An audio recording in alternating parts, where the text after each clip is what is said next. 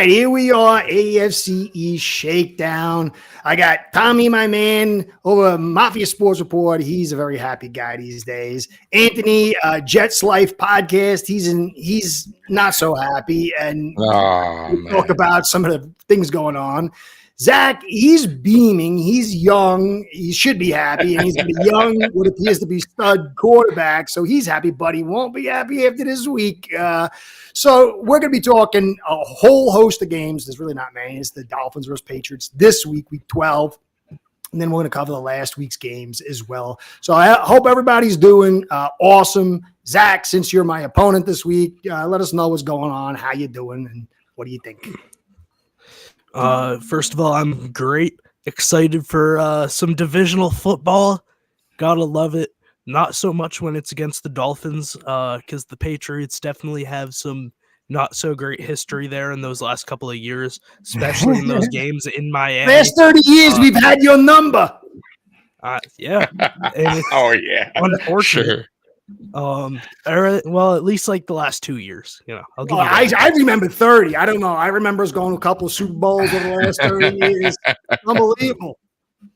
I remember a couple of Chris Super Bowls. Last 20 years. He's mentioned that in previous shows. 30 years. You're going like twice my age, so almost. So I can't dispute you after the last 17, but yeah, I mean, big game I would say bigger game for the Dolphins than it is for the Patriots here. Yeah, 100%. Dolphins still maybe have a chance at making a wild card spot, slight chance, as Curtis just kind of pointed out, but they definitely have a shot with how poor the AFC has looked. Patriots, they're out of it unless they win out, which with 2 games against the Bills coming up, game against the Cardinals, they would be very, very, very fortunate if they win out. Probably not happening. But never know. So Slim I mean, it's football. It's football. Things can happen, but it can happen. So bigger game for the Dolphins than it is for the Patriots. I think that the Dolphins are going to win it 17-14. I think it'll be pretty low scoring. Some things to watch. Thinking Christian Gonzalez. First of all, whether or not he was dealing with a hip injury, was limited in practice, I believe either yesterday or the day before. But him going up against Tyreek Hill, seeing how he performs, he kind of has a good history against Tyreek Hill. Has done a very good guarding him in the games that he's played against Hill. But does it look like does he look like he's gonna make it or no? I think he will. I believe so. I mean, if it's a hip injury that I could be wrong, but I believe hip injury that he was limited with. So I mean, when you're limited and make the trip and things like that, you're probably playing. You never know. He made the trip. He made the trip. I believe so. Yeah, he's gonna play. So that's huge for New England. Just locking down the pass. Also, Patriots have struggled a bit against the run this year. So Achane probably in store for a pretty big game. Yeah, I have him in fantasy. So, but yeah. But yeah, I think it'll be a good game, but pretty low scoring. Again, I have it 17-14 Dolphins. Ooh, that low, huh? Damn, we really jumped to week 12 without doing any recap. Oh. Okay. That's all right. Listen, we'll take this. That's all right. We'll try something different. We'll take care of the week that's up now. Sure. Right. Sure. So I want to give, listen, we don't look at the past. Yeah, that's right. Let's just keep going. Let's roll with it. So listen, I want to give a shout out. Look, Zach has been saying all season that Maye is good. And I was like, none of us really want him to play. I thought the kid definitely showed talent, but I've been obviously studying him. And this kid has real talent. I mean, you can't fully project it out. But we were just talking, one of the key things for me is his heart and commitment. And you just watch this kid. They run slants, a good deal of slants per game, like 3 or 4. and they'll either have a free rusher or maybe they forget to block because that's how they roll. What's going on over here? And he stands strong, delivers that thing. And that's a really big tell for me that this guy is serious. He's uplifting a bad offensive line. I really like the kid. You got 32% pass rush mitigation, 27% blitz rate, 62% completion percentage in your clean, and 2.51 seconds in your clean time to throw with 37% pressure overall. But the thing that gets me, shows me that this kid is something, is they're not babying him. They're not putting training wheels on him because pass rush mitigation is so low. And the blitz rate is very high considering, but it's not super high that teams are disrespecting him. So I think you got hopefully not a bright future with this kid. I think it's going to be a good game. I don't like your offensive line. I think they're going to suffer. I watched them suffer through stunts. I watched them suffer when they would crowd the line of scrimmage and they would lose who they're supposed to block. There was a lot of real quick pressure. He was working with Hunter to kind of alleviate some of his move skills. But I think I'm not high on my offensive line, but yours is terrible. We got Tehran, and I'm not really super high on Brew, but I think he's pretty good. You just got Awanu, who's having like pretty decent season. So there's going to be a strong edge there. Our defense struggles a little bit with pass rush, but we've been getting more and more potent. And Chop, I think, is going to have a little bit of a field day. I do think we're going to win. I think that our offense is going to have some struggles early on because you're big, you're physical, you kind of keep things in front of you, but you lack athleticism. And I saw a lot last week, the Rams, with their three top receivers, there was a lot of space, and you guys were just slow to react and slow to attack. And it was they was held back until about more close to the half or something like that, and then the Rams started taking off. So I do think it will be a little slow early on, but eventually our speed just going to overwhelm you, especially if Gonzalez is not in. Now, we don't know if Gonzalez is going to be in, but you said he made the trip, so I think he's going to come. But now we don't know about Tehran. He's missed all practice last week and this week. It'll be interesting to see if he shows up. He's got to show up. But I just don't think you have enough firepower. I think Achane in the pass game in space, which you didn't really see a lot early this season and then last year. So I think we're going to win. I think it's going to be a little bit more than 17-14. I think it's going to be like 30-21. We struggle a little bit with quarterbacks that can get on the move. And your guy Maye will actually try to pick up some yards. And we struggle a little bit with the tight end last week. I mean, Bowers is special, but we struggle with that. So I think there's a way. You got two really good running backs. Again, the offensive line's not there. I think there'll be some yips on your end. So, yeah, I'd say either 20 to 30 or 30 to 21. But I think Dolphins win it. But I think the thing that I like about your defense, I noticed, as you got to the red zone, the lack of athleticism didn't come into play. So I think it maybe could be a little bit less than that. Maybe it could be in your range. I just think my Dolphins are going to put some points on this week just because those linebackers. So that's it. What do you think there, Tommy? That we went in the total wrong direction. That's all right. Don't worry about it. Don't worry about it. Stop worrying. Really Stop bringing your hanky. Stop bringing your hanky. It really threw me off. Okay. Scott, don't worry. We're going backwards.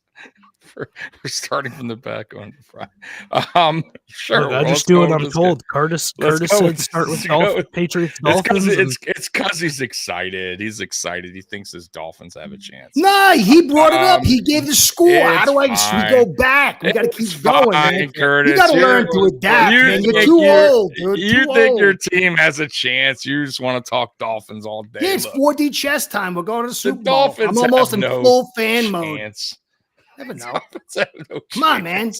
Listen, man. First of all, the Patriots are going to give you a dogfight. Okay, so we're going to talk about this game. Let's talk. Anyway, Tommy, thank you for talking. It's been fantastic. Exactly. Anthony, you don't want to hear it. You don't want to hear it. He's gone senile. He's gone senile. Listen. I think the Dolphins win, but the Patriots. Would it shock me if the Patriots win? No. This is a division game. Division games are always tough. They played you tough the last go around. They'll play it tough again. And Maye has gotten more games under his belt now, and he's looking the part. So the Patriots, look, man, they're in the same boat you are, right? They're still technically in a playoff race or hunt, whatever you want to call it. So they want to win this game too. So they're going to give you all they got. They're going to run the ball. They're going to do everything they've been doing. That's been keeping them in games. Let me tell you, I thought the Rams were going to steamroll them, and man, it was closer than I thought. Didn't I say that? It was closer than I thought. So that goes to show you sometimes when you look at, you look at the players on each side and you just go by who has the best talent. Sometimes that always doesn't work. Sometimes, a certain team will show up. So I think the Patriots, even though the Dolphins have more talent on their roster, I believe. A lot more talent. Say it, Tommy. Say it. Yeah, but the Patriots have more fight, I think, than the Dolphins. But I think the Dolphins do wind up getting a close victory in this one. I'll say 27-24 Dolphins.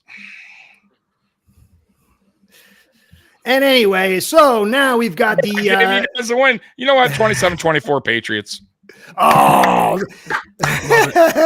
love it. Now I feel soiled about rooting for your Bills last week. I feel very dirty. Me mad. You made me very upset, Curtis, with you talking all that smack. Forget about it. Dirty, man. Go ahead, Anthony. Yeah, so I think if we talk about this game as being played in New England, I think you can probably flip a coin on it. The way the Patriots are playing right now, the way the Dolphins are playing right now. I think that's probably you're such a smart guy, Anthony. Have I ever told you that? You look real. Aside from the Jets hat and the paraphernalia, man, you're a real good guy. It's in Miami, no? It's in Miami, this one, right? It is in Miami. Yeah. Miami. You don't even know. You don't even know it's a home game, and you come on, man. I think that's where you kind of spread it out a little bit. Dolphins are just, they're on a little bit of a win streak here. Tua's kind of getting the rust shaken off a little bit. The offense is kind of rolling. Got Ariel Grande blocking me in the chat over I got it though. I'm a pro, man. I'm a pro. I need to shrink up my computer up here so I keep avoiding that. But yeah, I think the Dolphins end up winning this game. A lot more to play for the Dolphins. I know the Patriots still have a smidgen of a chance with, as Zach said, just winning out, but easier said than done. I think the Dolphins see that there is a realistic possibility if they continue to win games. So I have the Dolphins in this one. 24-14. It's kind of where I'm at with that game. Such a smart guy. Damn. Before we get into this here, I don't know about that. Tommy, what do you think about James Cook? I think he's good. I don't think he's dynamite or anything. Or drops so many passes, key passes. Yeah, I don't think he's real good. He's a good running back, but he's not well-rounded. Like he's not a dynamic or an elite running back. You don't think he's dynamic? No, I don't. No. Come on, you just said he drops a lot. No, but he also makes something too. But listen, a dynamic running, but a dynamic running back to me is like elite is Saquon Barkley-ish, right? Yeah. Derrick Henry. Dynamic is a guy that can do a lot of everything really, really good to great, right? He doesn't pass protect very good. His hands have gotten a little not the greatest lately. Now he still has decent hands, but I don't know. He drops a lot of would-be touchdowns. He doesn't do a lot of he's not super shifty. He relies on his speed a lot. He's gotten better between the tackles, but he's still not, where he needs to be. So yeah, he's good, but he's not. He's missing a lot of traits that I like to see in a dynamic to elite running back. I've never seen him do a spin move once or a cut. He doesn't do that. He does the jump cut to the edge. Yeah, but he's not really. He's not a stop on a dime like a shady. No, he's not elite. You know what I mean? I don't think he's elite. He's not dynamic either, though. Dynamic is man. There's only a handful of elite, and then you got the other dynamic, and then you got the very good. So maybe he's very good to good, and then you got the the average, right? Like Achane. What would you consider Achane? I would say Achane is verging on elite. The only reason I wouldn't say elite, I think, is dynamic. His health. I think he's definitely dynamic. He's coming out. Yeah. So he could pass catch, he can cut, his speed. Like that's a dynamic running back to me. But you gotta remember too that both these guys are young. I think your hands can develop. They're both of them are small too. He's faster than Cook. Oh, he's way faster. Yeah, that's what I'm saying. So he's but he's dynamic. not. To be fair, look, I like to evaluate fairly. He's not as healthy. He doesn't have the same. That's what's keeping. But that's what's keeping him out of the elite trait, right? You got to be on the field. Yeah, he's doing good this year. He missed one game for concussion. I think Achane's potential is higher than Cook's. Absolutely. But you got to give for Cook to be as small as he is and to stay as healthy as he has. That's very impressive. He's also Achane's pass pro is like hit and miss. I don't quote me on that, but I really don't use him too much in pass protection. The O-line has also helped out James Cook a lot this season. Okay. Yeah, but I'm telling you, I really like Achane a ton. When he took some hits last year, and they were brutal hits. Oh, he's solid. He was real tough. So I like him better as a back. But what Cook does sometimes, you'll run inside, and he'll bounce a full gap and a half to the edge. And that's not that you don't see that too often. No, he's gotten better. His ability to stay healthy is really two good traits. Yeah, no, I like it. He look really good when he wears a Dolphins uniform soon. He's not a guy I would resign, and I don't think they will. It's not. It's not in our GM. It's not what he does. He goes through the. He drafts a running back, lets him go. Where'd you draft Cook? What was Cook drafted at? Third round. Fourth. Yeah. Same thing with Achane. Both those guys. No. Was it third? It might have been second. It was second. Actually. It might have been the second round. Yeah, I'm thinking Devin Singletary was third. He was a second round draft pick. But what they'll wind up doing is giving him a 1 more year deal, and then he'll go wind up getting a contract somewhere else. 63rd. Yeah, second round. Yep. Yeah, Achane was leading the league as of last week in pass yards from the receiving position. So he's definitely. Nice. Somebody was saying, Jose. Where are you, Jose? Oh man, I hit something. Oh yeah, Jose. Yeah, he's dynamic and elite. The only thing that's holding him back. No, he's not elite. He's not elite. He's dynamic. Right? I think if he was healthy last year and this year. Last year most. Achane pass protection, I don't think is good. I don't think it's terrible, but it's not very good, right? It's pretty. Yeah, they don't really use him much. But he's not a big guy though. He's a smaller back. Pounds or so. Exactly. Yeah. So I would. That's what I'm saying. Like. Yeah, he's a hateful guy, man. I rooted for him last week because I wanted my perfect season, and it comes out. And he's very nasty. He's a very nasty guy. I am. I get it. All right, So that's it. I think for me, the very interesting part, I think, where did Tommy go? He left. You kicked him out. You heard too much James Cook talk. I'm not a nasty guy like him. I don't kick him out. Kicked himself out. I didn't get kicked out. I was Freudian right there. Since we only have one game this week, it's a very interesting point, I think, for all the teams in the division. But if you want to focus on the Dolphins and the Patriots, I'm serious. I don't really get too high on quarterbacks. Somebody in my comments section of one of my podcasts was saying, hey, man, this guy's got a little bit of shades of Josh Allen with the size and the speed. I think he's got better technical skills. I'm going to start studying him more to see what his flaws are. But this is a big week, I mean, both our teams, you're going to end up with a good draft pick. I think you got the quarterback position. You got a few key pieces. You got the cornerback. I mean, your offensive line's bad. And then there's my Dolphins. We've got to win out. So it is an absolutely critical week. And I think, but more than that, it's going to be what's the futures hold for both these teams. So anyway, good luck, Zach, this week. I hope you lose. I hope your fine, fresh quarterback doesn't look so hot, but I think he's going to look good, at least going forward. So anyway, I guess we'll cover last week's games. You guys, who do you want to do first? I guess Zach, since you want to talk about your Patriots. Sure. Obviously, an unfortunate loss to the Rams. A close game though, and a game that they really had a chance in. Of course, Drake Maye threw that pick on the last drive, but looked to be like a miscommunication. Pop Douglas kind of came out of his cut, didn't look for the ball. Maye sailed it a little bit high anyways, but probably still would have been catchable if Douglas had turned and looked. Either way, a pretty encouraging game, I would say, especially for the Patriots offense. I mean, battling back, the game seemed like it was going to be out of reach. They came back and they had a chance at it. Defense came up when they needed to. Just I didn't understand the amount of zone coverage played and the fact that in man-on-man situations, who's Christian Gonzalez guarding? It's not Cooper Kupp. It's not Puka Nacua. It was whoever their number 3 is, Demarcus Robinson, I believe. Robinson.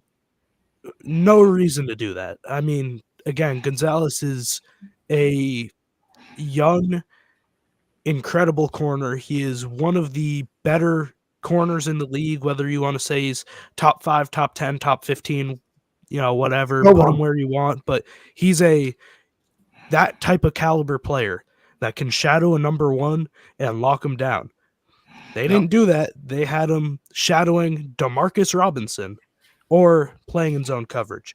So didn't really understand that. But it is what it is, I guess.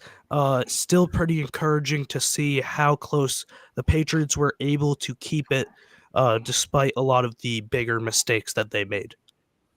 Yeah, that's the thing. Like, I really haven't been watching you guys. I watched you early because, we were going to play you. And then, I watched a couple of games afterwards because we played some of your opponents. But I really didn't see Maye too much. I saw him that one game. I think it was against Seattle, and he was looked totally lost. But then when he came in, Anthony, I really didn't watch. But I watched this week, and it opened up. You guys had a beautiful drive. Then it was like a holding call or something that threw you off track. Mm-hmm. And then the defense was playing really stout for a real strong portion. And I watched Maye do a lot of good stuff. There was a little bit here or there, but nothing that I saw would say, oh, this guy is a green rookie.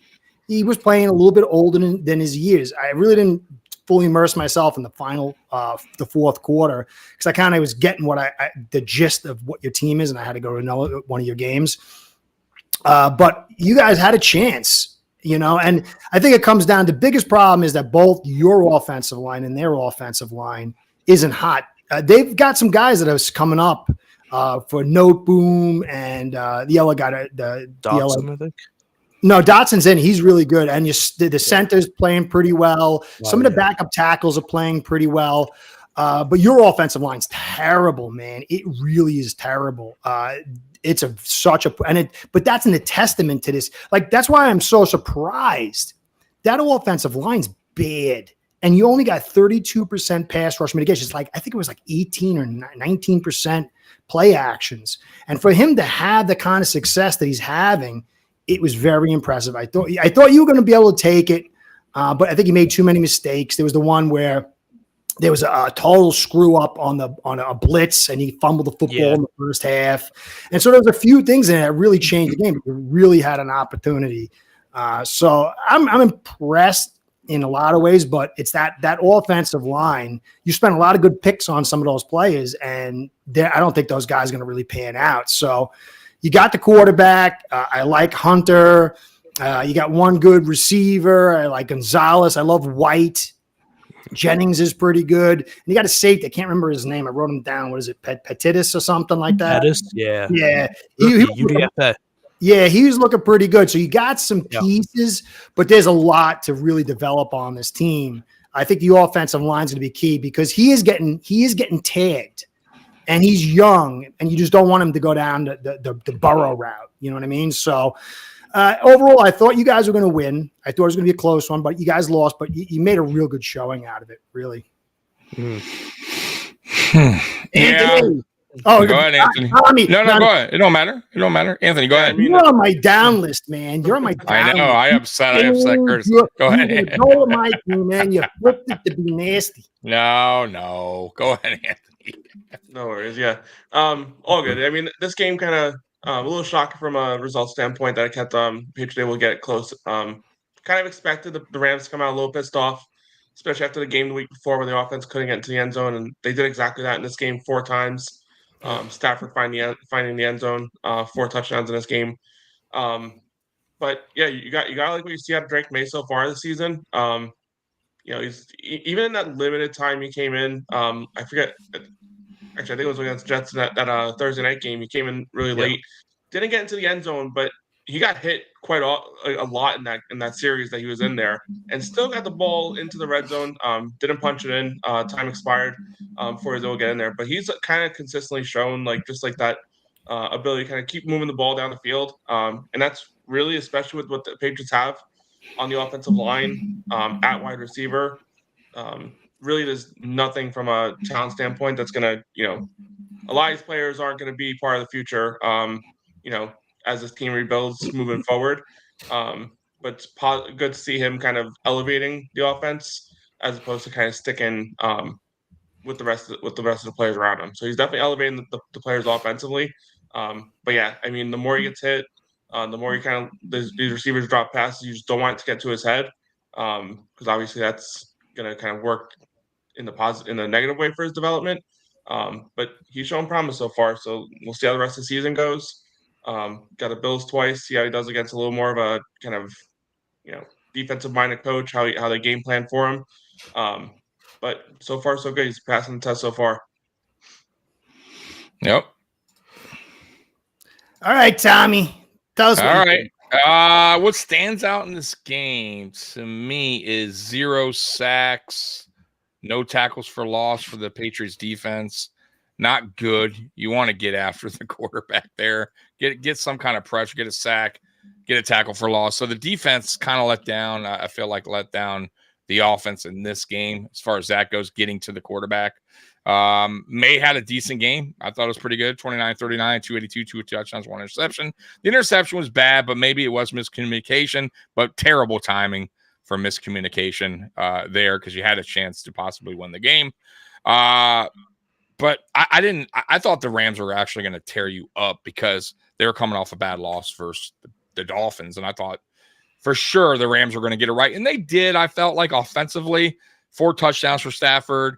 I mean, if you look at the scoreboard, the box score, I mean, man, like Nacua, Cup, they had hella games. Williams had a good game. Like, they had good numbers, but the Patriots had a chance. They had an opportunity to let it slip out of their hand. But listen, man, you guys are doing it right. I really do feel like you guys are setting up Maye for next season and seasons after that. Like, you guys are going to build around this kid. You're going to fix the defense up. But you can't. The reason why I don't see you guys having an opportunity to go to the playoffs is there's just too many holes right now in your team right now, especially on defense. It's like one doesn't complement the other when you need, and it's just like it's tough. So, but once again, if you're a Patriots fan, you really don't want to win. You want to be competitive. You want to show, like, you want to get Maye's feet wet. You want to see what you got in the kid, and it's showing. But you really, honestly, man, at the end of the day, you're not making the playoffs, and the more wins you stack up, the less of a chance you're going to get better draft picks. So if I'm a Patriots fan, I want competitive football, but I honestly don't really care for a win. I don't really want to win. You know what I mean? So that's how I feel if I'm a Patriots fan. There's nothing wrong with that. You guys are going to stack up your draft picks. You got money coming in with the cap. You're going to be a tough team years ahead. You know what I mean? I don't know about 20 years from now, your team's going to be unbelievable. No, not 20 years. 5, 30, 40. After I'm dead, because I don't want to go to another period of that period again. When we sign T. Higgins in free agency this year, we'll be good. Yeah. But you're on. You guys are heading in the right direction. That's how. See, now that is how a team rebuilds. That is the proper way. What the Patriots are doing, not what the Jets have done, not what the Browns have done.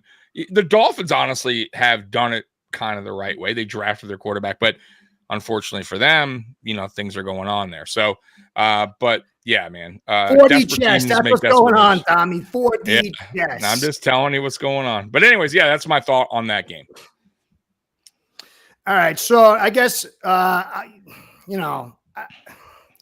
as much as I don't want to, I'm going to give you the last talk about your team and your victory, because I'm very happy I don't have to deal with that. So we'll talk about Dolphins last week against the Los LA Oakland Raiders. I guess I'll go first. You know, to me, it's annoying to talk with Tua. And I think he showed it's very easy. See, everything with Tua is a problem. Like everything trying to get a crisp, clean conversation about him is always difficult. So last week he had an unbelievable game. But, you know, to be fair, you could say, well, the Raiders aren't that good defensive. Their starting corner was out. They lost another starting corner with like the first drive or 2 or 3 or something. And then they lost a third starter at the end of the game. And so it'd be very easy to say, well, he was dinking and dunking against the bad. But when you go look through the game, we only ran 26% pass rush mitigation. And Tua dealt that football, and he made again for a second or third week really, where he's shown the ability to get on the move, to get out of pressure and then make a play. And the quick release, Jonnu Smith being able to be that guy out in routes and make something happen. And then Tua to get on the move and make those plays is showing that he can uplift this thing. And even despite this, the beat up secondary, that pass rush was getting in. We struggled a little bit with that, but McDaniel allowed it and he kind of compensated. So it was a big win for us. I'm not going to write any checks or whatever because this is a team game and I try to evaluate everything in context, but as a team, for me, the concern is you're not going to get the same framework. You're going to get teams that have good secondaries. They have, you know, good fronts, linebackers. It's not going to be in a conducive environments, you know, being at home, and then you're going to have better offenses. So I don't know if the offense will translate, but for me, what I saw is that Tua, if he's healthy, that's always going to be there. He is showing he can uplift this thing, and no one else can really do. No one's throwing the football that quick. And the fact that we get more guys in routes and we have such talented guys, he can facilitate like this and keep that pressure off. So I was very happy. The win, it could have been, you know, a little bit tighter. You know, you're going against Minshew. Brock Bowers is unbelievable. This guy is super special. Maybe your Jets, Anthony, should have taken him. This guy is ridiculously good. I mean, he catches. If you go watch a coach teach you as a kid how to catch the football, like he does it every time. Like I watch Waddle catch the football like this one. It's really, he has like awkward hands, but Bowers, his technique, he catches the hands, unbelievable. So I think it was a quality team. I think, you know, if they had 3 starting cornerbacks and Wilkins, maybe, you know, this would have been a tighter game or whatever the case, but I was very happy. But it's just it's like, for me, it's a placeholder. Even against you, Zach, no disrespect. This is a placeholder. You know, I call it the addendum on the gauntlet that starts Thursday in cold weather on Thanksgiving. So we'll see. You can only beat who you beat. But for me, you got to get some clear evals. And to me, Tua got a clear eval. I think the guy is a good quarterback. I don't think he's perfect. And I'm happy for that. I need to have something here. So that's it. Nothing else. That's it. What about you? No, not you, Tommy. You're going to speak last. Oh, no, let's yeah. Now, then we don't want you going back to back. The Tommy hour over here. That's right. Poetic on the Look, right, man. Talk nice about my Dolphins, and I'll let you talk. First of all, I picked you guys last week to win. So, you know, so listen, they did exactly that. I think I had you guys winning by 10 or 13 points, which was around where you guys won. Tua is Tua, man. I don't think Tua is a great quarterback. I think Tua is a good quarterback. You definitely missed him while he was gone because the proof is in the pudding how your offense plays with and without Tua. But man, Vegas is Vegas. And I said what Vegas team will show up, and the bad Vegas team showed up.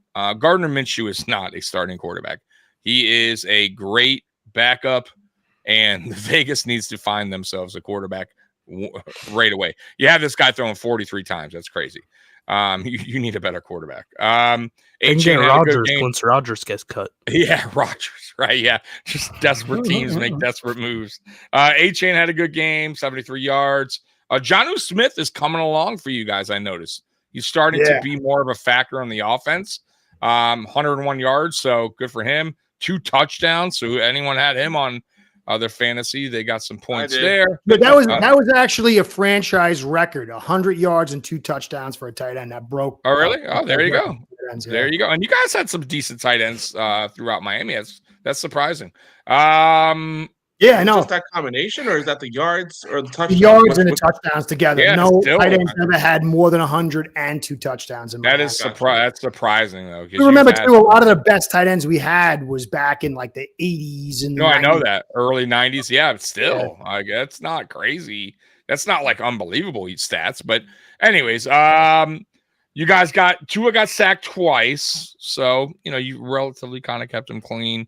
I mean, there's really not much more to take away from this game. You guys did what you had to do at home against a bad Raiders team. I think this week against the Patriots should be a little bit more of a test than it was against the Raiders, to be honest with you. But you took care of business. I mean, I don't think so, because the Raiders' offensive line is not terrible. They've got some good players. Yeah, but the Patriots is a division game. You guys are already played against other ones. Yeah, it's just they also have a quarterback. They got a better quarterback. You know what I'm saying? Like, and the Patriots over the last month have kept games very close. Opponents. So that's why the Raiders have too. Yeah, but what Raiders team shows up? The Patriots have at least been showing up to give teams some dog fights. So that's why I'm saying I think the Patriots. This game will be closer than the Raiders game. I tell you, if it is close, and Maye has a pretty good game, then I think that the barometer on Maye people need to respect that. For Maye being a rookie with that offensive line to go down to Miami with Miami desperate. If this is not a control fest, like where we control the game, and he's able to, with what he's got, to make this even close, the butts of Miami fans should pucker up, because that's going to say if he wins, then that's not pretty for us Dolphin fans. It would be epic. No, I don't think. No, I'm saying even close. I think it will be, Curtis. I think you're going to be in a dogfight. I do. Thanks. I'm sorry. Thanks, man. I could be wrong. Listen, you're really, it's like I'm going to invite you over, like when I'm on suicide watch, just so I can have it hurry up, Look, we'll be back next week. Please invite Tommy over. Okay? Cliff. This week he's trying to throw you off. He's trying to throw you off. Oh yeah, man. He's gonna kick me over, Hey, what do you got to live for? You're a Dolphin. Thanks. Sorry, bud. Go ahead, Zach. I guess talk about this Dolphins-Raiders. I mean, Dolphins offense did their thing. Scored on every drive other than their last possession of the first half, I believe. That's what they need to do. Yeah. I mean, obviously, it's football. You want to put points on the board, but the offense is really what did it for them. Defense had a decent enough game, only gave up 19 points, but when you're playing up against the Raiders, ideally you want that number to be a little bit lower. Bowers is so good, though, Zach. Yeah, that's true. Bowers that's the standout. Yep. So good. I think that he needs to be. I was huge on Bowers coming out of the draft. Jets whiffed on that one. Oh, I was having a little watch party of the draft with my friends, and we were partying once the Jets passed on him, because everyone knew he was going to be a weapon. The only thing that held him back was his position. He played tight end. Yeah, people don't, or teams don't want to draft tight ends that high because it's a luxury pick. But when you got a guy who's that good, I mean, he should have been top 5 to 7. He's special, man. So I had him over. I had him over Dunze personally. I like Neighbors and Harrison over him, but I had him over Dunze. I was surprised that Dunze went before him, but I don't know. What am I? I'm just couch GM. Just Anthony. But I mean, I think that Bowers needs to be in these offensive rookie of the year conversations much more than he is, because right now it's Jane Daniels for the most part, who hasn't really looked great in these last couple of weeks. Drake Maye's maybe sneaking into there a little bit, but obviously at a bit of a disadvantage since he missed so much time at the beginning of the season.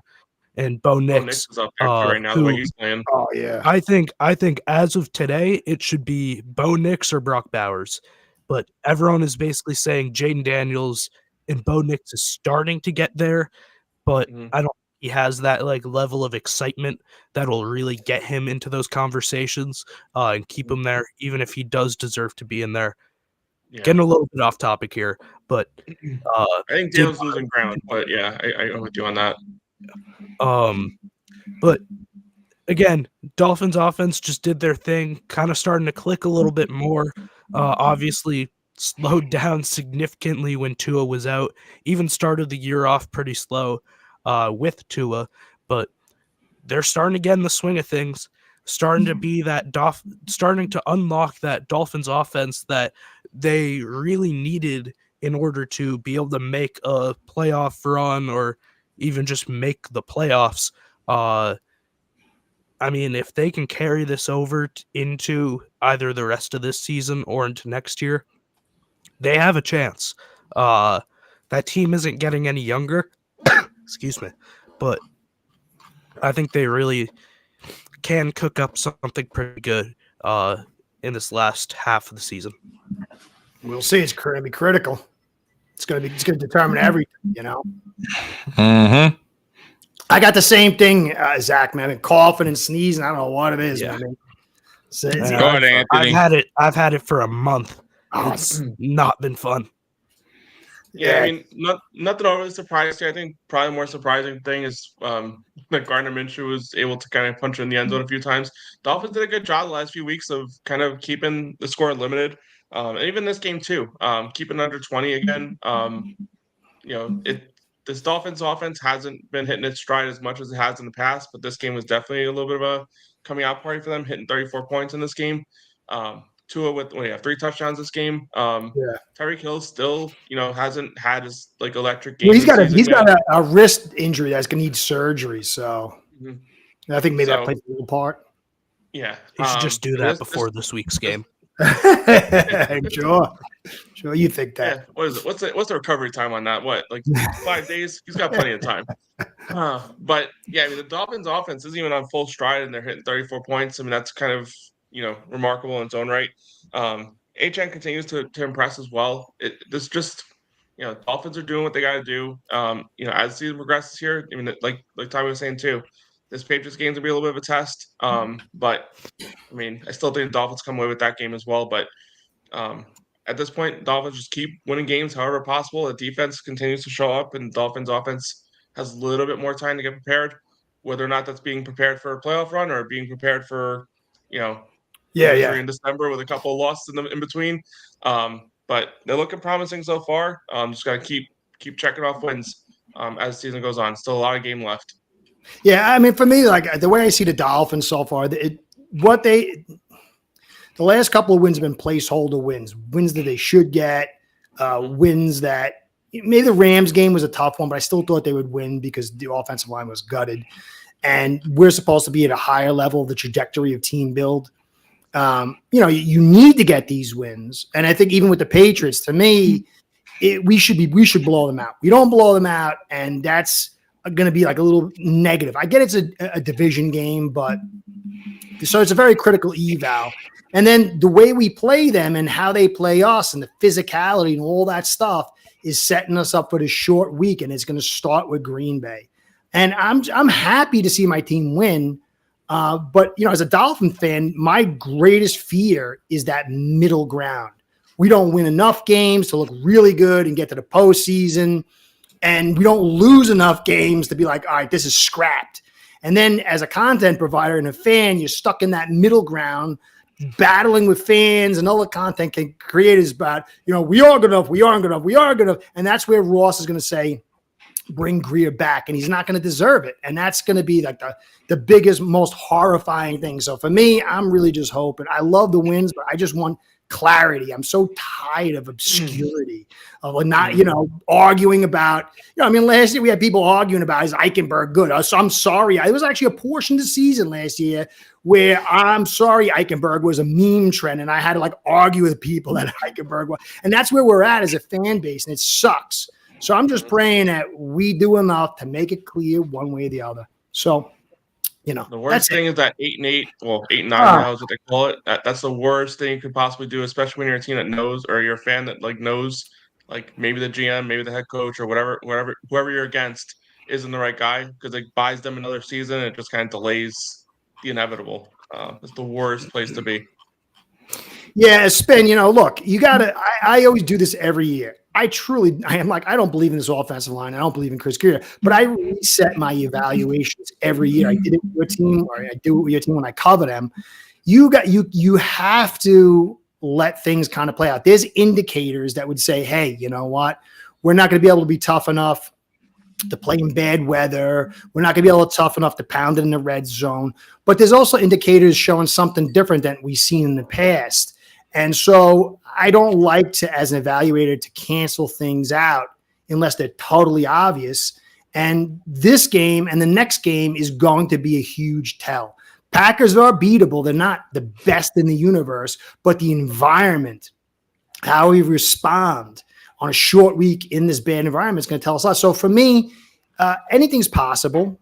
Anything is possible. And I think I don't think so, Curtis. Looking at your schedule, I'm not trying to write you guys. Probable. I'm saying no. I get it, but I think I caught a video you were doing. You were saying you have yourself winning 8 games total. Listen, this Patriots game coming up, I'll be like I said, man, it's a toss up for me. I think you guys should win. You probably will win, but you could lose. But let's say you win, you got to go to Green Bay at Green Bay. Cold weather game. Green Bay is a tough place to play and a tough team. I don't think you guys win there. You come back home, you play the Jets. You should win. They're terrible. I mean, I would say that could be a toss up, but there's we're at home too. I think we win. Yeah, that's what I'm saying. Like I don't know. I don't. That'd be 6 wins. Yeah, then it's 6 at Houston is a toss up, and I think no. That's not Houston. Listen, I do depending on how you're playing at the time. But I think Houston, I don't like Houston. Is so good, man. Listen, but Houston is a weird team at times. Yeah. Sometimes they do have these letdown games. I think Houston will win, though. I'm just saying it will be closer than you think. Then you're home against San Francisco. What San Francisco team do you get? Are they healthy? Yeah. Are they playing well? Now, if they're healthy and playing well at that time, San Francisco should win. Got a bad shoulder now, too. Yeah, but this is a while away, though. This is December 22nd. Yeah. So I'm just saying. If they're healthy, I think San Francisco wins. Then you're at Cleveland. In late December, you saw what Cleveland did against Pittsburgh. They are one of those teams. It could be a run, it could be a tough game, cold weather, snow. Right. And I have you losing that game because of the weather conditions and the way Cleveland. Depends on what the weather is. It could be. That's what I'm saying. It could be, but late December in Cleveland, it's going to be cold regardless. Sunny, right? Yeah, and then you're 85 and balmy. I feel and then you finish at Jets, which is who at that point they're probably their biggest thing is probably just to knock you out, right? Like who gives a fuck? They're going to go all out just to ruin it for you guys. So I have you losing that game. I have you losing Cleveland, at New York, San Francisco, Houston, right there, 4 losses, and then 5 and Green Bay. And then this New England game is a toss-up for me. Well, we'll see. Well, honestly, if it ends up the way you're saying, and I could see it that way, then it's at least clear for me. And it's clear for my Dolphins fans, and that's the thing. I really like my Dolphins fans. Like I grew up in New York, and it was very rare to have a Dolphins fan back in the 70s and the 80s, Yeah. And I hate all the division. Like I said, arguing over Eichenberg. So at least that would make things clear. You're obviously going to fight over Tua or whatever, but at least you would be clear. But, you don't know. Like, who knows what can happen week to week? You don't know who's getting injured. You don't know what's happening. No, that's why I said injuries play a part. I think get that. You can get to 8. I think you can get to 8. But Same with you, that's the worst Curtis. case scenario. That's the worst case scenario, too, because then you'll have people, and maybe Ross saying, well, if 2 was in those 4 games, we'd have been 10 or 11. Right. And then so we run it back. And then that could be a problem. So, maybe we'll see. And it's going to be interesting to see how Tua also, we didn't talk even about, if he can last the remainder of the season, and where he's going in cold weather, that the ground is hard, man. Oh, I know. So he's gonna be feeling it even more when he hits the ground, because he will get hit. He has been. So it's going to be interesting. That's also going to be interesting to see how you guys, your injury department works out, because I don't know. You guys aren't a good cold weather team. I got to say, you're not a good no, but that's all because of the structure, the design of the offensive line. Absolutely. I'm with you. Yep. Well, we'll see. I mean, we'll see. Scott says we're not going to win anyone. We're going to go 0 or whatever. Well, I have you losing. Those are the games I have. Yeah. Those are the games I have you losing right there. Yeah, well, you said Jets, so I figured he meant both Jets. But I think at Jets you lose the last game. Hey, you know what? If that happens, at least we get a good pick and we get rid of Greer, and that's what I've been wanting for a long time. Yeah, absolutely. I'm with you, Curtis. I'm totally with you. Hopefully that happens. We got to see it, and to me, I'm going to know as a fan this week and next week. If Maye and the Patriots keep it close, that says volumes about them and us. And then we go in an ugly weather and a bad weather game. And if we can't win in that and we get blown out, that's going to say about all these other games that can be bad weather and in short weeks. I think a Jets game is on a short week too. So we'll see. We'll see. All right. Let's talk about. All right, that's it. We're going home now, right? The Jets. You got the Colts and Jets game. Oh, that's right. Oh, gosh. Oh, sorry.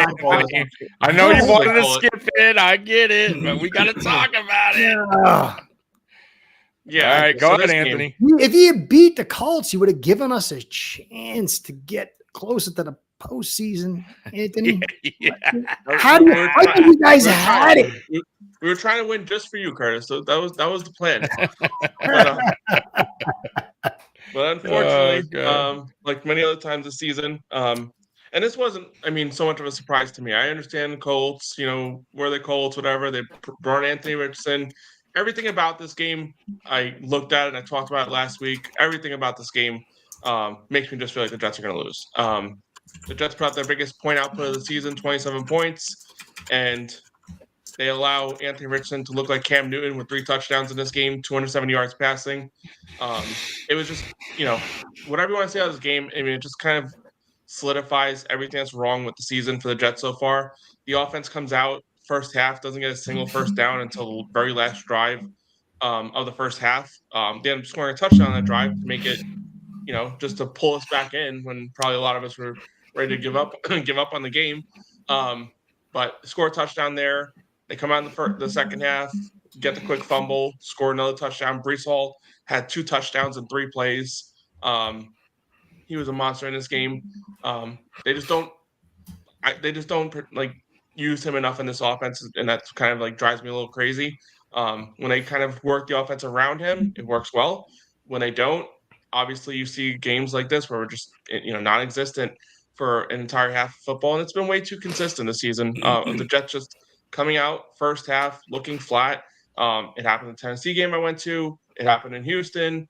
It happened obviously this last game against the Colts, and it's happened many other times between then. San Francisco game coming out of the season. It's just way too often that this team just does not come out in the first half. The offense comes out in the second half, makes things interesting. They did it against Minnesota as well. I'm just going down the line of all these games that's happened in. And yeah, maybe games look differently if this offense comes out just a little bit quicker. But then when the offense kind of gets the ball moving and gives this defense a cushion, the opposite happens on defense. Defense just falls apart, doesn't stop anybody, doesn't stop the run. This is just a team that just obviously, I think we already knew it, obviously, with the firing of Robert Saleh, a new coach is going to be in here next year, but it's become even more apparent that this team is just poorly coached. And whoever's coming in has their work cut out for them, because there's a team that's really kind of concerning, because even the star players You look at Sauce; he's just not tackling well. The players that you thought this GM drafted a few years ago that were the cornerstone of this team, well, those are the ones that just aren't kind of doing enough. And there's not enough good players in the third and fourth rounds picked to be those like kind of players behind the forefront of this team. It's just a poorly drafted team. It's kind of falling apart late in the season. I disagree totally on the draft. On the draft, I listen. Here's the deal, man. I think your GM up until the Rodgers thing was doing a great job, bro. He had Rookie of the Year offensive player, Rookie of the Year defensive player, stacked defense, right? Mm-hmm. Your coach, Breece say Hall, what you want, Breece Hall, Allen, right? The other running back, bro. You guys have good players. So the problem you have good players, but listen. Here's the problem, though. The problem is exactly what I told you. The one fuck up, and it's the most important fuck up, is the quarterback. And when you drafted Zach Wilson and that didn't work out, it really sets you back because you have to have a quarterback in the NFL. Doesn't matter around the rest. Right. Unless you have the most unbelievable dynamic defense. I'm talking about Buccaneers, Ravens, where you can get by with an average quarterback to a Super Bowl, fine. But that is rare. It doesn't happen a lot. And it didn't happen for you guys. Even though your defense was very good, you still had a problem with quarterback. Then you went out, got Rodgers, was hoping Zach Wilson could learn from him. That did not work out. Zach Wilson got waived or traded, whatever the fuck you guys did with him. And now Aaron Rodgers gets hurt very first year. And now you're scrambling for a quarterback that year. And now you hope Aaron Rodgers get healthy. And that has backfired tremendously. You fired your coach. Now you fired your GM. All that shit has gone downhill, bro. And listen, if the GM had drafted a good quarterback or made a right decision on the quarterback, you would not be in this predicament today. I'm telling you right now, you would not be in this predicament. He wouldn't be fired. Precisely. But overall, I didn't think he did a terrible job. I think the Rodgers situation fucked him. The problem is every single player that you named are the only players that he's drafted that are worth anything. He's been here for 6 years and has not broken the 7-win mark. The very first season he was here, but he's not the coach. He's the guy that's building the roster. How do you grade a GM if not by wins and losses? No, because that's not true. Because listen, Anthony, it goes from right. Okay, you can blame him on the coach, but was the coach that bad? Look at your coach now. Was that a smart move? I'm just saying. So look, starts from ownership. I always say it's a link. Right? He hired Gase, Adam Gase. That's on your owner. That's what I'm saying. Gase. Listen. Oh, you did? Gase is here already. No, Gase is here already. Okay, right. Over the gym. Yes. But it starts. Gase actually referred Douglas. Okay, to the but it starts with ownership. Then the GM, then the coaches and the coaching staff, then the players.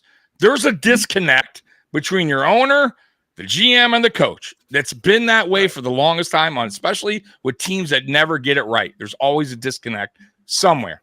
It's happened in Miami. It's happened in the Jets. It's happened in Cleveland. It's everywhere, right? There's a disconnect. And I believe your owner is a problem. And that's why you're going through the situations that you're going through now. And now with the reports that your owner supposedly wanted your coaches to bench Aaron Rodgers after the Denver game. Now, mind you, these are just reports that could be totally false. And now that's coming out that Rodgers might even go on IR, which, once again, it could be bullshit. But I will say this. If the source is true, I will say I almost guarantee you the source is Saleh, because Saleh probably hates your fucking team, hates your owner.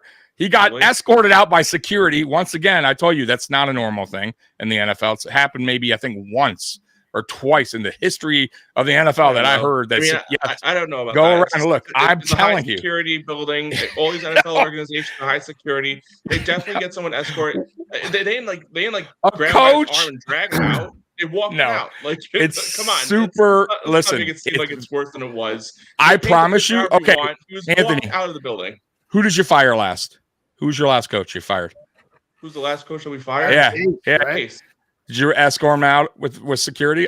I promise you didn't, because it would have been reported. Did you walk Rex Ryan out with security? Doesn't matter. Rex Ryan, was he walked out by security?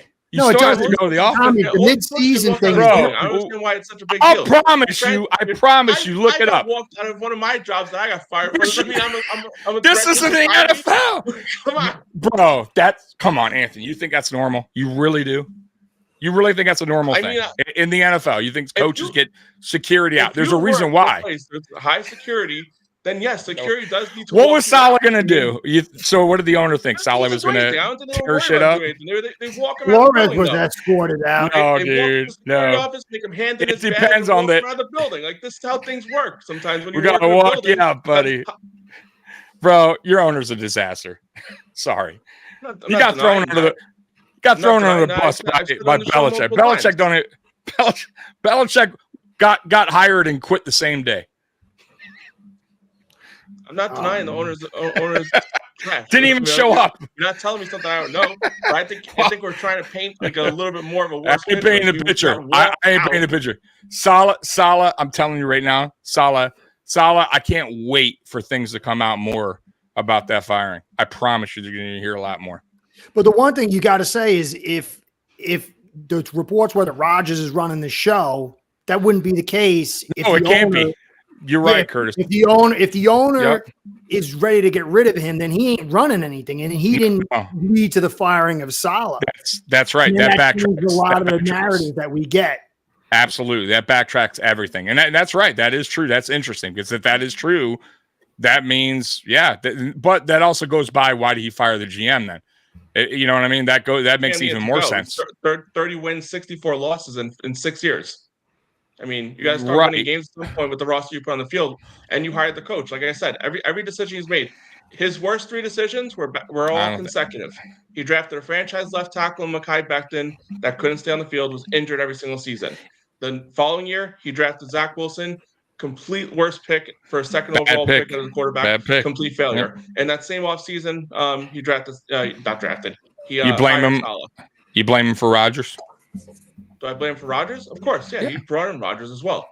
Okay, just curious. Because you guys were happy. But you guys were happy with that. But again, hold on. So he was the one with the list of names. Obviously, the owner has to sign off on a trade for Rodgers as well. He has to exactly. You have to sign up for everything. Especially the amount of money that was being thrown around there with that trade. But you didn't think that was a bad deal getting Rodgers at the time. You thought that was a good move, correct? Of course not. Like, why would you? When the team needed a quarterback. I think you mentioned it earlier. But a quarterback. But now, of course. So when things go bad, then he did a bad job on Rodgers. But Jets fans were all in when you traded when you got him. You get what I'm saying? So I'm just saying, like, you can't say the draft is one thing. Listen, the draft is one thing. You evaluate players, you interview them. You either make the right decision or your wrong decision, and sometimes it's a coin flip. I get that. That's how draft works. But you knew what you were getting a Rodgers. Was a good pickup? Did you think Tyron Smith was a good pickup? I think he's had listen. GMs aren't perfect. You think that you can go back in every single NFL team right now in their draft and go, damn, he missed out on this guy. Damn, that guy didn't work out. But then you can also go, damn, that guy got in the 6th round. You got guys that in the 3rd round. You can't say he did all bad. He got a lot of good players for you guys. You got good players in the draft. But you know what? A good rookie of years on those top 40 picks. And you mentioned all the players that he picked in the top 40. He is the only players he's hit on past the top 40 are Michael Carter II. That's the only player that I can think off the top of my head as a player that's contributed to this team past the top 40 in this draft. You're going to find out. Middle rounds. Free agency has been a disaster. Tell me a free agent on the Jets that is actually worth a damn. I don't know. You guys tied up on your money. That is it. DJ Reed is it. You'll find out when your new GM. That's all I can say because you're getting one. You're getting one. I mean, it's at the end of the day, it's always about who's the next guy. I mean, that's there's nothing there. Well, guess what? If you have a shitty owner though, it ain't gonna matter. Well, hopefully the owner goes to England with this whole friggin' regime stuff. Regime change. I think that's what's going on. Curtis, how do you feel about your owner? Now we're talking about owners. You like your owner? No, not at all. Okay. I mean, I think it's the oddest thing because I think he means well because he'll spend money. And I think he really wants to win, but he just can't get out of his own way. He keeps interfering and That's the creating like problem. this dysfunction. See, So that's an issue. half of me, like, if this guy would just get somebody he trusts, take his hands off the wheel, pay the checks, and be the guy that a lot of people I know met him and say he was just like a real nice guy, then I would love him. But he just keeps putting his hands into it, and it keeps, he keeps making it worse. That is the issue. Half of me really likes him, and half of me is like, come on, man. Right. Curtis. Yes, sir. Ross and Johnson just need to get involved in some massive scandal. I already been there. I lost a first round trip. It needs to be bad. It needs to be a big one, big scandal. I'm talking like top notch. Like, we need to put him in that party with with P Diddy. We need to figure out something to get this guy out of there, man. Something's got to happen. Yeah, it's the biggest problem, and that's that. Like when we won. Whatever. I don't want to get into it. I get, because I think from all the right guys at the end of the day. If all reports for Dolphins fans, he's handing the team off to his daughter, so they're going to be in charge till kingdom comes. So I'm just hoping there's some hope. Say what you want about the Lions, but the Lions eventually hired the right guy, and they look like a completely different animal right now. And the GM and the coach. Right, yeah, the right guy, both guys. It's got to be like that. And in some cases, it really, you got to hit on your GM, whoever's coming in, and you got to hope your owner really lets your GM do what he has to do instead of interfering. But it's easier said than done, man. Certain owners certain owners just cannot get out their own way, man. Yeah. They're so successful. They're just like, I'm general manager wins 30 games out of 60 and 64 losses. That guy's gotta get fired. Sorry, Zach. You only get so long to get it right, especially when you draft the quarterback, you draft the coach, you pick the coach, you draft the left tackle. If you miss on those three things, chances are you're not lasting long, and that's exactly where we're at. No, I get it. For me, though, I like I said, man, when it goes back to your team, bro, it really was the quarterback. I mean, I know what you're saying. You missed this guy, but that can happen in drafts all the time. Free agency also could sometimes bite you in the butt. But if you have a good quarterback, all that can kind of, be erased in a way, right? The problem is your quarterback play has been. They said you missed on Zach Wilson. We'll give you one more chance. Go out and find a better quarterback. I get that. Yeah, it just back to the drawing board for you guys. You got to find your quarterback, bro. That's your first step. Coach, GM, quarterback, all three in 1 year. We got it. We got this. Easy I don't know about that, but I don't know about that. But you have to find one eventually. Did we talk? So yeah. So listen, man. This game here, man. I had you guys winning. Okay. You lost. Thanks a lot, fucking Jets. I had you in a parlay. I told you. You did tell me. I will give you credit, and I should have believed you and changed my. I should have did another pick. But either way, Aaron Rodgers. Ledge, man. I actually stopped. I stopped. I was like, maybe Tommy's right. And then Jets took lead. I'm like, yeah, Tommy was right. Tommy was wrong. You know what's funny though? If you look at Aaron Rodgers' stat sheet, without watching the game, you would think 22, 29, 184, 2 TDs. He had a good game. But when I was watching red zone toward the tail end of that game, he really shows his age, bro. He takes a while to get rid of the ball. And boy, they were just sacking him. It seemed like left and right, especially in the last series. Fumbled the ball away. He just looked old, man. He looked old there. And just depleted, just done.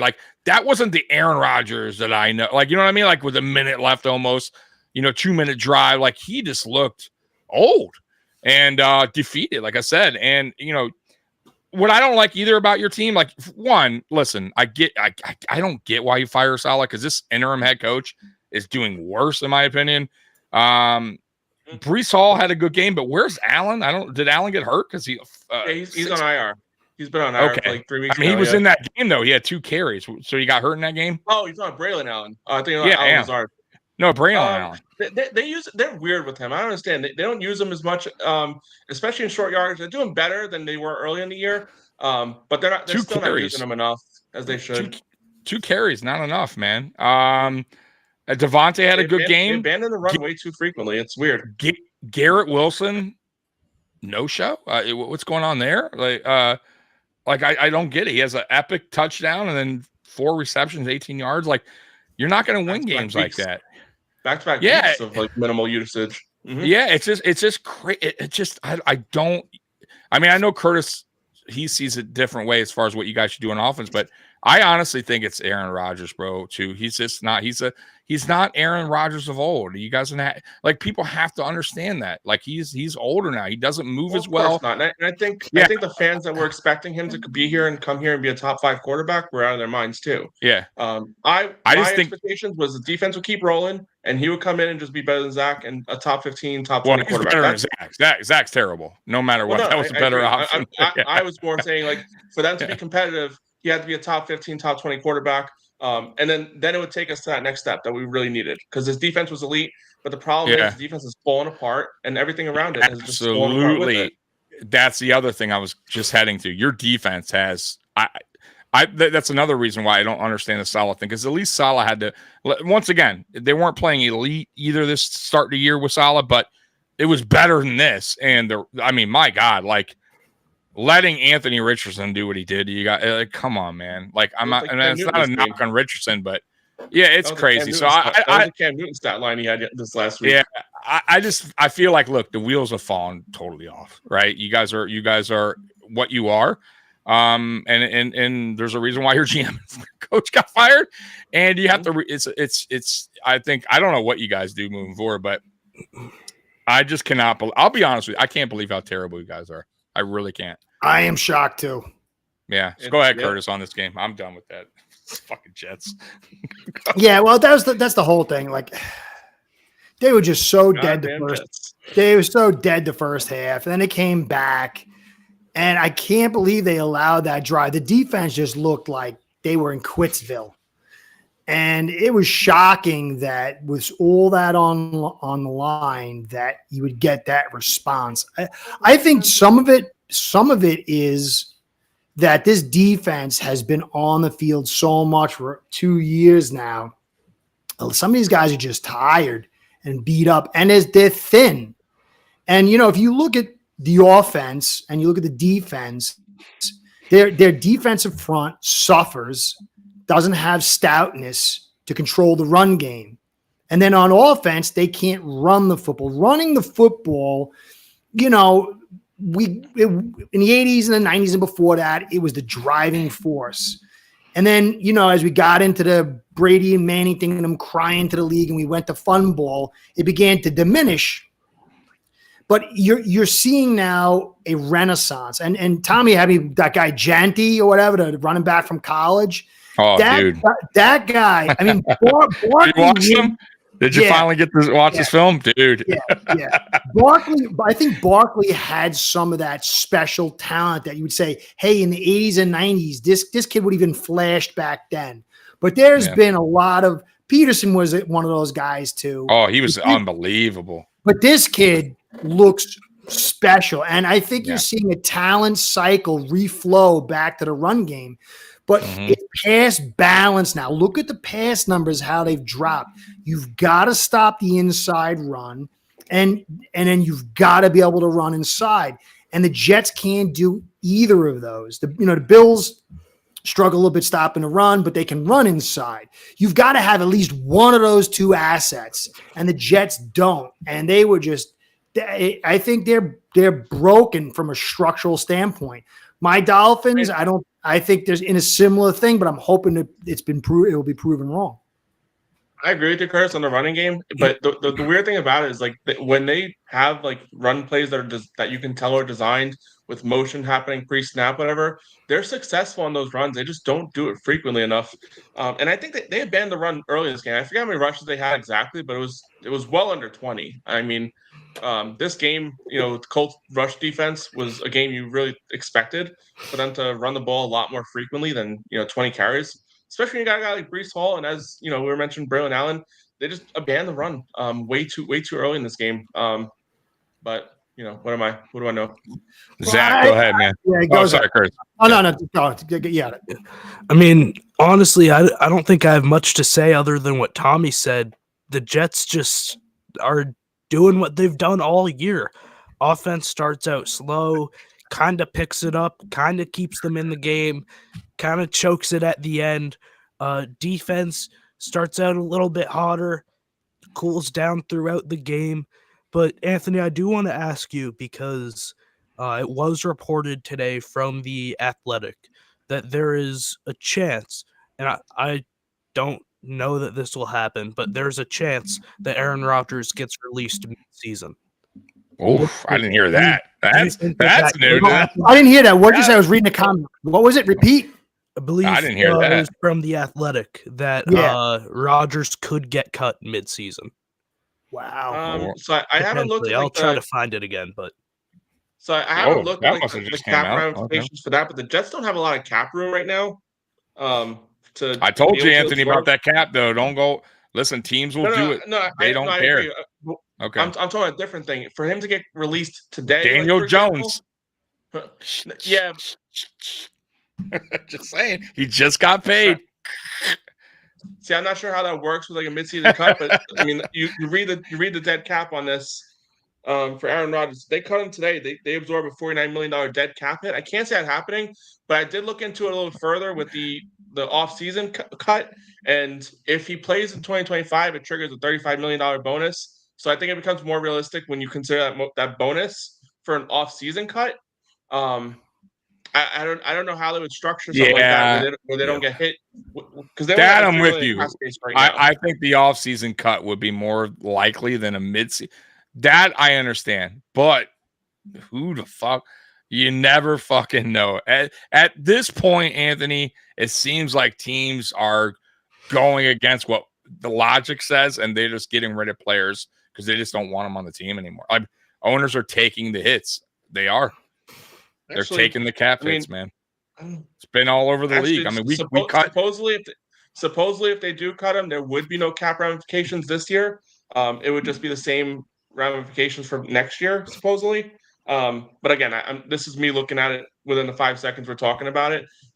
It seems more likely in the offseason, but maybe there's got to be a possibility for it to be reported to where it wouldn't just like put the Jets in even further cap hell than they're going to be in. I found it. It was per Diana Rossini. People around the NFL she's been all over it. Yeah.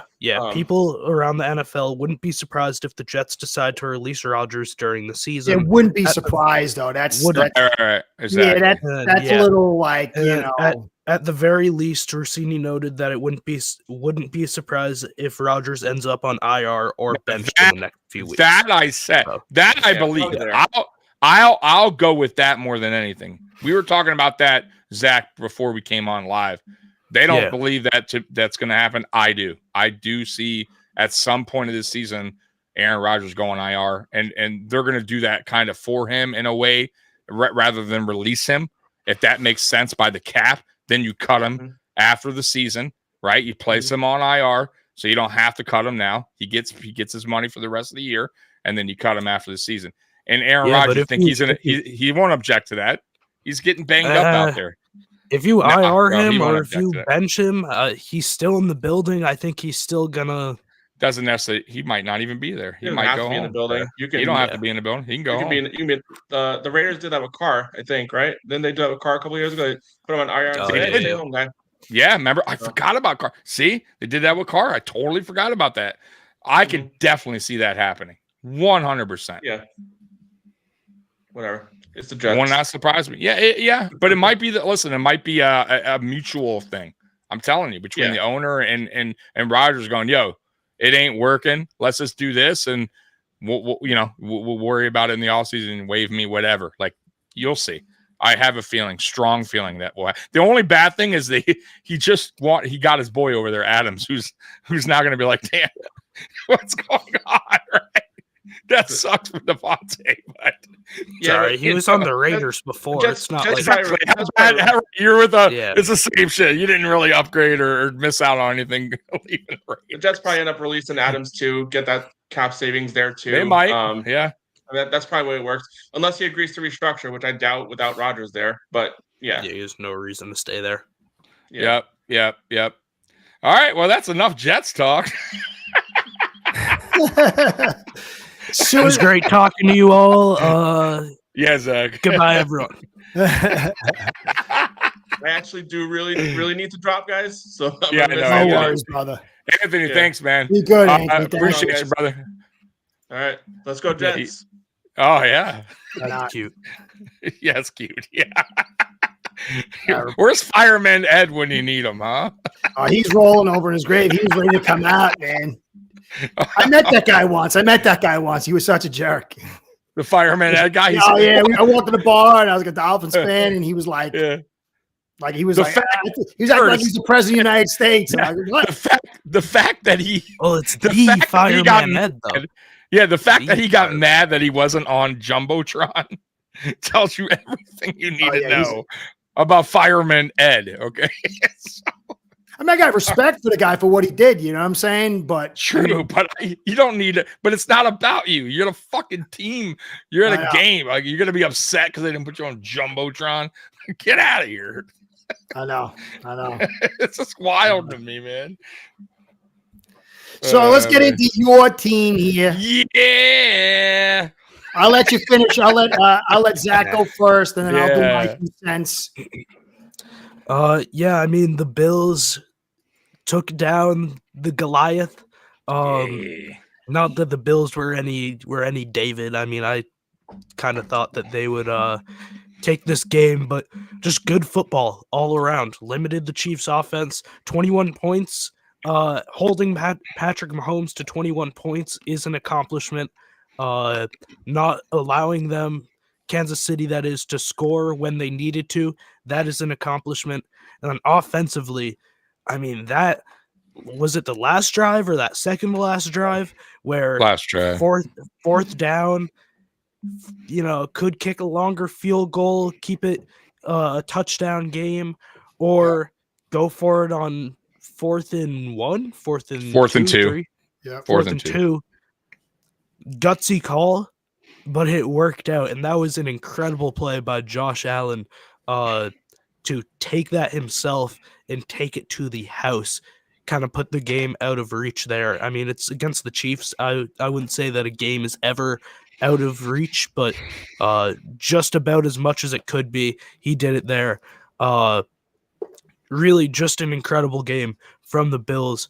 Chiefs played decently well, but the Bills played better, and they brought their A game. It wasn't perfect for either team, and probably not great, allowing that touchdown in, I believe it was the fourth quarter, right towards the end, to push it back to a 2-point game. But still, defense came up clutch on that last drive when they needed to, and offense did as well. So that's a great win for Buffalo, obviously against the undefeated, but now not undefeated Chiefs. Yay! Curtis Open the champagne, baby. That's what I was doing. Yeah, Curtis. I was rooting for you guys. I'm like, oh, come on, man. This stupid league. They want the 3-peat and the perfect season and send me to misery, So, but I was very happy that you won. I'm not gonna be happy going forward. But the thing is, I really enjoy. I like Allen a ton. I think the guy is a class act. The Bills were a good team. Everybody was saying you guys were like rebuilding and you're going to be garbage. I thought that was like much ado about nothing. I'm still waiting to see how you guys respond to the rest of this season. You got those clutch games, but this win puts you in the opportunity for everybody to come to Buffalo. And if you come to Buffalo, there's a real opportunity for you guys to make it happen. I hope you guys don't match up against the Ravens. That's the one team I'm concerned. Yeah. Their physicality, it's not. I think, but they're not playing. They're not also. But first time we played them, Curtis. Though, sorry to cut you off, but we didn't have Matt Milano who's coming back. We didn't have certain players on the field that day. So I'm just saying. I just don't like their size. I just don't like their size. But I think it would be it's not going to be how it was the first game. It will be way more competitive. Yeah, maybe. I get where you're going. I just don't like this. There's just certain teams that just the matchups don't work out well. Like, I mean, you guys, I think there's a lot of other teams, match up well. Anyway, the point being is that Allen came through. That 4th and 2 showed McDermott not to be queasy. I think you shook off the last of queasy Dorsey. And the thing is, if you go and you look at the numbers, Mahomes, they were almost up to 60% pass rush mitigation with play actions and screens. And what that means is they were concerned about your pressure. And they had to pull guys out of routes. And you guys really didn't blitz all that much. And so you had the numbers game as far as your defenders versus their receivers. You guys bumped it up. Usually around like 34%. You got into the 40%, but you were able to keep that down a little bit lower. And that says something about your offensive line. It also says something about Allen able to break free. And this is a game where he just kind of went unfettered. You know, it wasn't a perfect game for him, but he made some big plays. And the runs in that second half, he looked very fresh. I think he's been kept fresh all these games. And that fourth down run, I was like, no. I was sweating. I felt like sort of like when the Patriots were against the Giants and when they had the perfect season, I'm like, oh no, man, because after this, the only hope I got is the Steelers. And he had that run, and that is the biggest play of the season. It was an epic play. Yeah. And I think he even got to see the way Mahomes is he's not gracious at the end. Oh, we'll do this again. He there's something not likable about Mahomes in a certain extent. You like him as a player, but he seems like he's the spoiled kid sort of. And I think Allen proved himself to be a very good player and more likable in general, because when he loses, he doesn't say stuff like that, you know? So no, he's humble. He's very Mahomes just kind of seemed like a real jerk. So the Bills, I think, have put themselves in the right spot. We got to see what happens. You know, you've beaten them in the regular season, but then didn't go to the show. So there's a lot, you know, from here to there. You get a late bye week. I think that's really good for you guys. I love it. Yep. The offensive line still staying healthy, and that's the glue to this team. The chemistry, I don't think they're the most talented offensive line. I think they have talent, but that chemistry on that offensive line and Brady calling some nice stuff. I think Brady showed a lot to me too, as far as coming through in the big games. So as a Bills fan, I wouldn't be any higher, because I think this is the first season I feel relaxed watching your team. As an evaluator, I feel like there's more consistency. And I think that is because this offensive line, this run game, and Allen not having to be the guy week in, week out, I think sets you up for the best opportunity to get where you guys want to go. So, yeah. And by the way, that Areola comment, I totally forgot about that last year when we beat them and Mahomes ran up to Allen complaining about the Tony call, where Tony was I think he was offside off the line of scrimmage. Remember that? He had Which one was that? Play. So last year, remember, it was the biggest play, but didn't happen, from Kelsey, who flipped it back, and then they went. Oh yeah. But Tony was offside because he. Oh yeah. So after the game, when they go to meet up, Mahomes ran up to him, was like, "Oh, it's horse shit call, man!" Like. So he's not gracious. No, he's not. I like him, but I'm like, I don't think he's a bad person, but you can tell just a little bit of a sore loser. He's a sore loser, 100%. He's also used to winning, so a lot. A lot, and Super Bowls. So going on this game, look, and I saw a comment up above, like, we got to beat. Listen, the Bills always get that, like we. Pregame I did a show and somebody was like, the Bills have played all cupcakes. I hate that comment. Like, I hate it, because week after week, man, it's the NFL. Like, any given Sunday, it doesn't matter. Like, it's very hard to win in this league week after week after week after week. Look at the Ravens. When we just talked about the Ravens are a very solid team. They have lost to some bad teams. It happens. It's tough to win in the NFL consistently week after week after week. The Chiefs were 9-0. No matter how bad you thought their offense, not anymore. Champagne. Right. But no matter how bad you thought they were playing, right, offensively, they didn't look right, they were still winning games. And they've been winning games since last year. They were on a streak. They haven't given up 30 points in like a couple years or something like that. Like, so stop knocking like the win. Like, people are out there like, oh, this somebody's knocking the Chiefs. Oh, absolutely. No, our victory over saying it's the Chiefs aren't the Chiefs, because they're saying Chiefs aren't the Chiefs, a poor offensive line, blah blah blah. They're always going to find a reason, and that's it. Listen, it is what it is. But anyways, going back on this game, James Cook, the running game didn't get going. And we go back on this whole dynamic thing, blah, blah, blah. James Cook, 9 carries, 20 yards. That's not dynamic. Now, mind you, the Kansas City Chiefs defensive line, very good. One of the best. So I kind of get it. They blitzed a ton, though. They blitzed a ton. Yeah, I kind of get it, but still, that's 9 carries, 20 yards. You got to do better than that. But he did have 2 touchdowns, goal line touchdowns. Good for him. But the story of the game is, I thought McDermott finally got out of his coordinator's way. Meaning, when late in the game, if you notice, we went to man, which is rare of the Bills. We don't do that. We play soft zone, nickel. We do not do that. We put pressure on Mahomes late in the game. Very rare. We never did that under McDermott. That's why Mahomes just goes down the field with ease. We play man. We put on pressure. Got 2 sacks. If you look at the very first play, putting pressure on Mahomes, he threw the interception, all because of pressure. That's what pressure creates, chaos. We struck first, which we haven't really been doing either lately. Like, we've had these slow starts out the gate. We finally struck first, right? Strike first, strike hard, right? Show no mercy. And I felt like that 4th and 2 was the no mercy. And I loved it because we showed no mercy. And finally, McDermott understands. Listen, man, this is the team to beat. You can't settle for a field goal against Mahomes and give him the ball with about 2 minutes or so time. You have to handle business. You got to go for it. And I respect him for that because he could have kicked the field goal, right? And he didn't. He trusted in Josh Allen. Josh Allen got the job done. Josh Allen didn't have the greatest game in the world, but Josh Allen stepped up when he had to step up to, right, and be the man.